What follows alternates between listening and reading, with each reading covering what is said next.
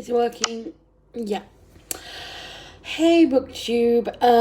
I haven't posted in the last couple of weeks, and that is quite bad of me. Because I should have been around.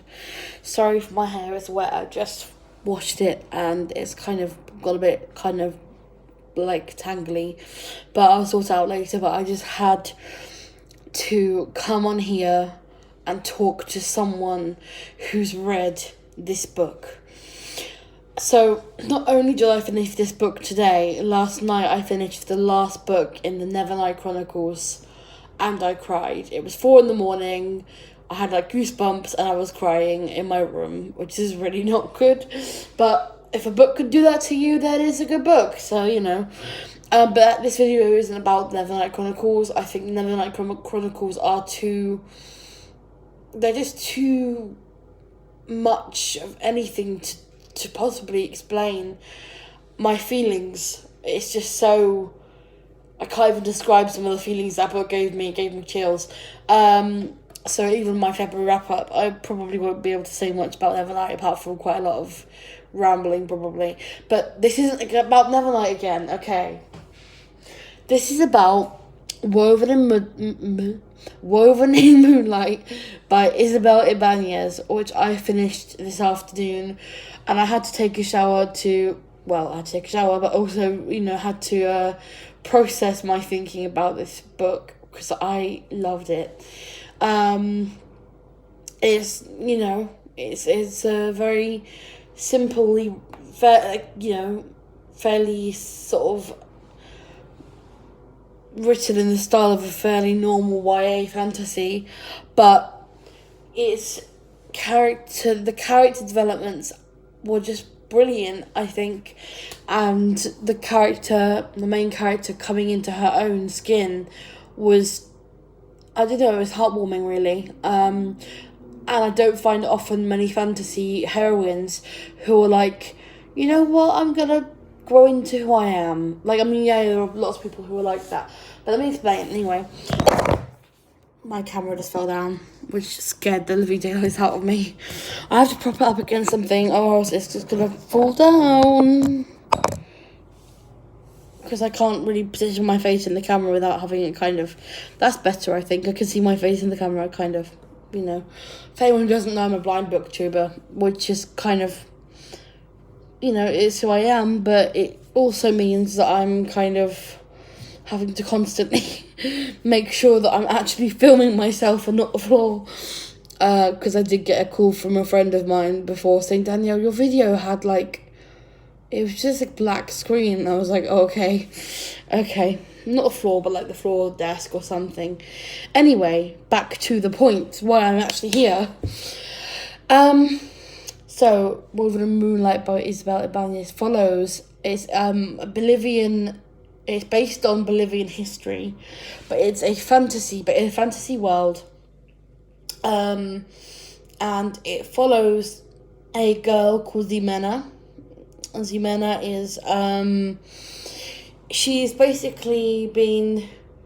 in a world where the illustrians, so the aristocrats, got thrown out of the city and had to survive, and she looks identical to Catalina, who's the last royal left, and because they look the same, the general was like, okay, you two look the same, maybe to protect the real true queen, you could go in her place and become the Condessa, so the last royal.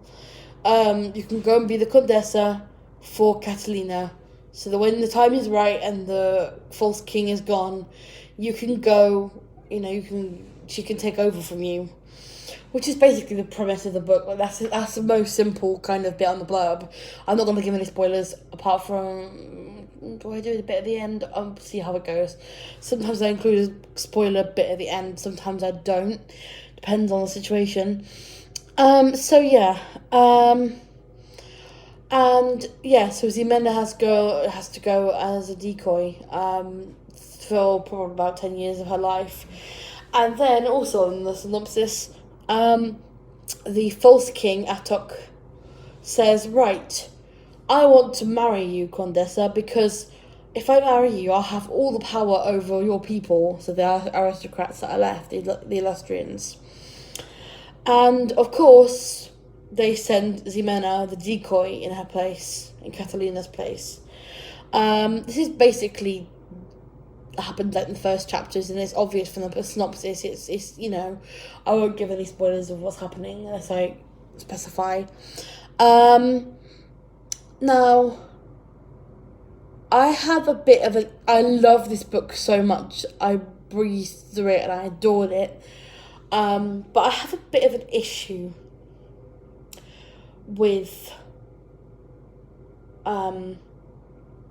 this, because it's clear from the blurb that she meets a healer, a princessa, and a vigilante who kind of change her viewpoint on the world, or who, I can't remember the exact words of the synopsis, but who kind of show her something different to what she's previously known.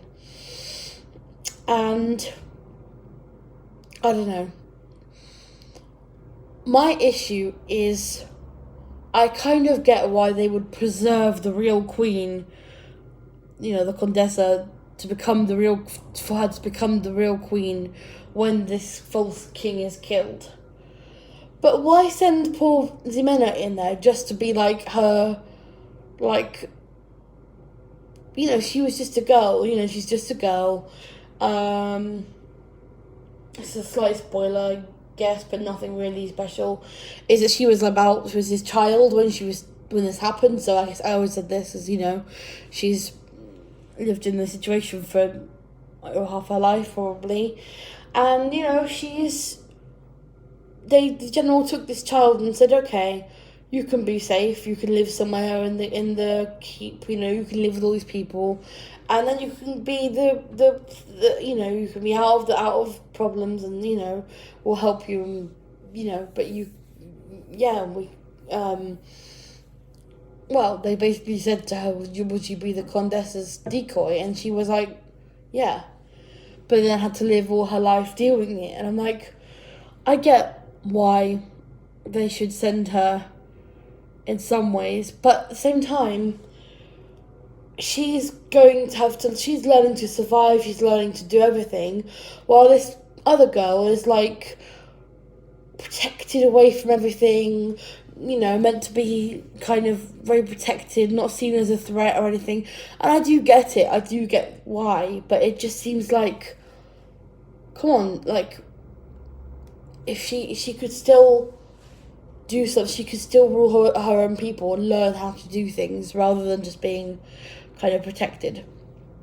And I don't know, I got quite annoyed at Catalina because I just felt like every single thing in the book, Ximena was just constantly having to go about, I need to start doing this for Catalina. It's like, okay, you've kind of sacrificed half your life being this girl's, like, you know, being put in danger for her. And yeah, I just kind of thought it was quite a manipulating kind of thing, but actually, you know, this poor girl shouldn't have been in that situation in the first place. She's just a normal girl, you know. That's my only issue with it. When she was in the palace and everything, she met people, like I said, the healer and people like that, and she got to know everyone. And I love this about Ximena, is that I'm not giving anything away, but throughout everything, she's battling between her home life and dealing with this new life and facing things bravely herself, and then thinking, oh, I need to be doing this for Catalina, I need to not let her down. And she's constantly split in two. But when she starts adapting to her new life, which I won't spoil, she goes, okay, I'm going to look at what I had, or look at what is back there, look at what's here, and look at what they've told me back at home and that I misbelieved, and look what's over here. So, you know, I'm in my enemy's territory, and I actually find that I'm learning something. And I don't know, she just became this, she was so feisty, but she knew when to stop. Like, or when she was just so brave. But, like, I mean, I'm not saying she didn't hate her enemies, but so many fantasy heroines just, like, dash in to destroy. But I think Ximena was, like, the way that she learned and changed and made decisions, and kind of her quirkiness, like, I'm not gonna say too much, but she loved, like, fried food, and she loved, like, flowers and animals, and she loved, like, a hot bath. Like, she had her little quirks, things that she never really got to have, and she now has.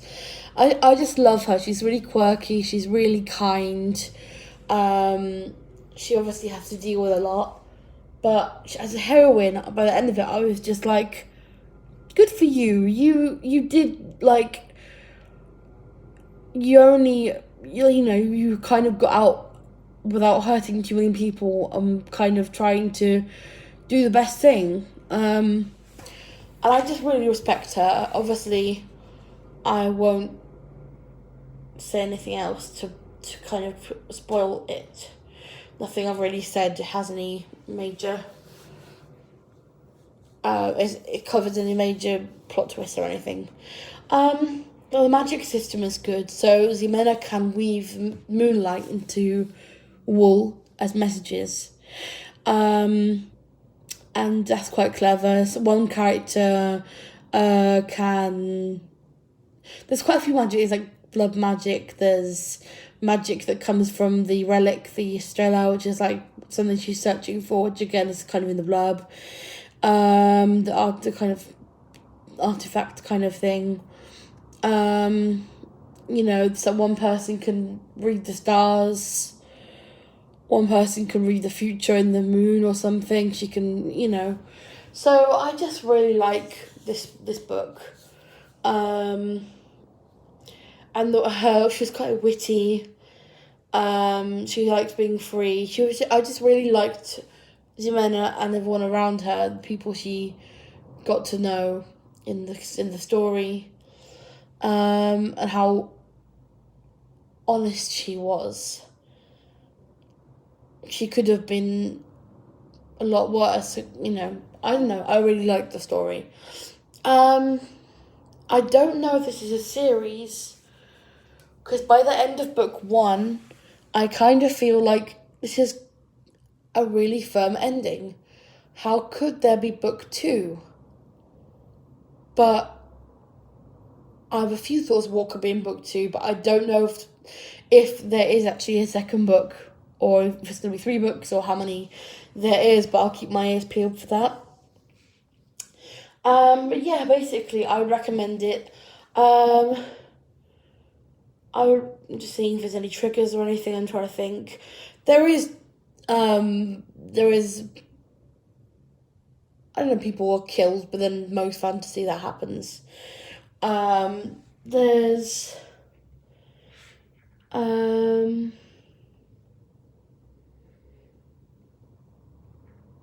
don't think I could think of any. I think it was actually a very well done, and consider really very good representation. I think it was just a very well done piece of writing in general.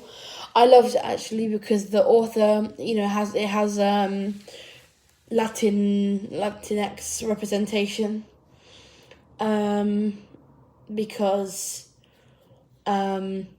obviously it's based on Bolivian history, and what I love is the fact that because the author Isabel Ibanez, because she actually, I don't know if she's Bolivian American or she's Bolivian and moved to America or what it is, but because she is Bolivian, everything she's written is so based on how she knows.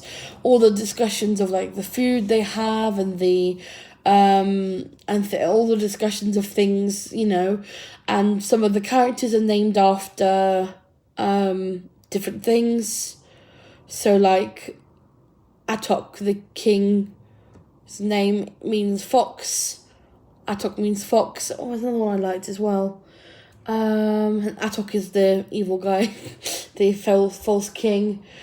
And didn't say what Zimenda's name meant, but like you just learn different things about the culture, actual Bolivian culture. You know, it's fantasy, but I still learned something.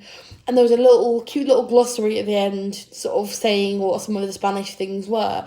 I should have looked at that already, but I tend to not look at any kind of footnotes or glossaries until the end.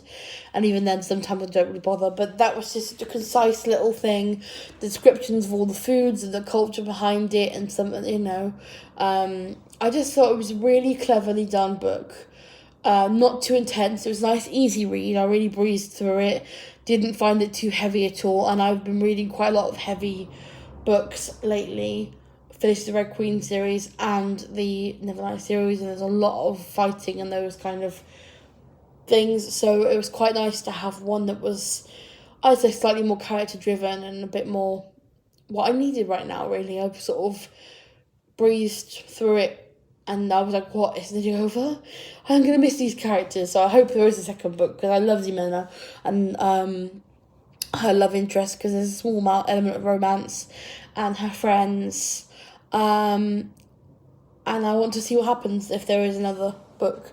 So that's basically it. If anyone else has any opinions on it, then let me know. And thank you for watching if you have been.